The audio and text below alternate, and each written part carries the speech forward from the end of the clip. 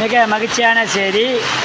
கடலூர் மாவட்டத்தில் மேல்பட்டாமக்கம், நெல்லிக்குப்பம், கடலூர், பண்ருட்டி போன்ற பகுதிகளில் சரியான மழை பெய்து கொண்டிருக்குது. என்னோட மக்கள் பயங்கரமான வெயிலில் ரொம்ப கஷ்டப்பட்டு இருந்தாங்க.